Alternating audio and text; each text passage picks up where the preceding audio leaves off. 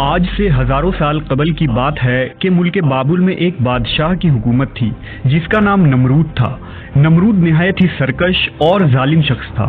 اس نے خدا ہونے کا جھوٹا دعویٰ کر رکھا تھا اور جو اسے خدا نہ مانتا اس پر بہت ظلم و ستم کرتا تھا۔ نمرود خود بت پرست تھا اور اپنی سلطنت میں بھی بت پرستی کی اشاعت کیا کرتا تھا۔ نمرود کا محل مختلف قیمتی پتھروں کے بنائے ہوئے بتوں سے بھری ہوئی تھی۔ اللہ نے نمرود اور بابل کے لوگوں کی طرف حضرت ابراہیم علیہ السلام کو معبود فرمایا۔ آپ نے نمرود کو اللہ کی عبادت کی طرف بلایا، مگر نمرود کی جہالت، گمراہی اور بادشاہت کے غرور نے اسے اللہ کے انکار پر کھڑا کر دیا۔ جب حضرت ابراہیم علیہ السلام نے کہا میرا اللہ تو وہ ہے جو زندہ کرتا ہے اور مارتا ہے، تو نمرود نے جواب دیا کہ میں بھی زندہ کرتا ہوں اور مارتا ہوں۔ ابراہیم علیہ السلام نے کہا میرا رب مشرق سے سورج کو نکالتا ہے، اگر تو خدا ہے تو مغرب سے سورج نکال کر دکھا۔ یہ سن کر نمرود لاجواب ہو گیا۔ نمرود نے غصے میں یہ حکم دیا کہ ابراہیم کو بطور سزا آگ میں ڈال دیا جائے۔ لہذا بابل کے لوگوں نے ایک خاص مقام پر لکڑیاں جمع کرنا شروع کر دیا۔ جب لکڑیاں جمع ہو گئی تو نمرود کے حکم سے اس کے کارکنوں نے ان لکڑیوں میں آگ لگا دی جس کی حرارت اتنی زیادہ تھی کہ کوئی اس کے قریب بھی نہ جا پاتا تھا۔ جب حضرت ابراہیم علیہ السلام کو اس جلتی ہوئی آگ میں پھینکا گیا تو اللہ کے حکم سے وہ آگ ٹھنڈا ہو گیا۔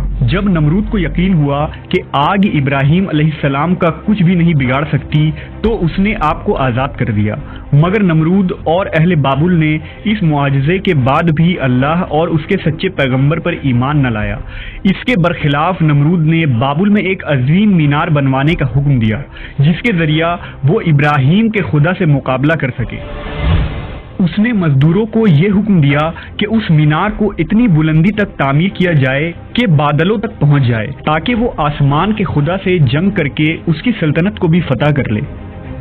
جب یہ مینار تعمیر ہوا اور بادلوں کو چھونے لگی تو نمرود اس پر چڑھ کر خدائی کا دعویٰ کرتا تھا اور آسمان کی طرف دیکھ کر خدا کو للکارتا اور لوگوں سے کہتا کہ آسمان کا خدا کچھ جواب نہیں دے رہا ہے کیونکہ وہ میرا مقابلہ نہیں کر سکتا۔ لہٰذا یہ دیکھ کر نمرود کو پوجنے والوں کی تعداد میں اور تیزی سے اضافہ ہو رہا تھا اور جوق در جوق لوگ اس کے آگے سجدہ ریز ہوا کرتے تھے۔ لیکن نمرود اس بات سے بے خبر تھا کہ بہت جلد وہ اللہ کے غضب کا شکار ہونے والا ہے اور ایک سخت عذاب اس پر جلد مسلط ہونے والی ہے۔ اللہ نے ایک آسمانی فرشتے کو نمرود کے دربار میں بھیجا۔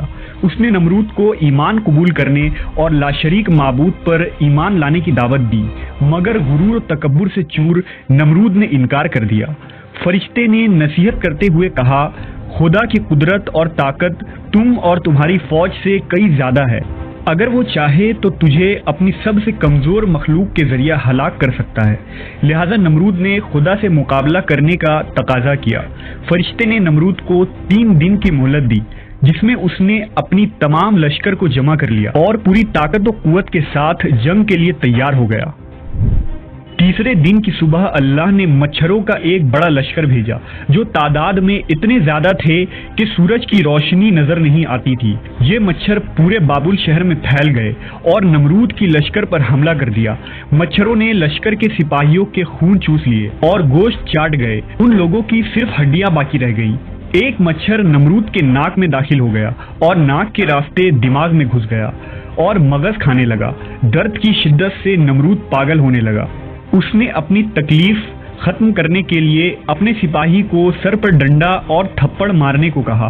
جب یہ لوگ نمرود کے سر پر ڈنڈا مارتے تو مچھر کاٹنا چھوڑ دیتا اور جب ڈنڈا نہ پڑتا تو پھر کاٹنا شروع کر دیتا۔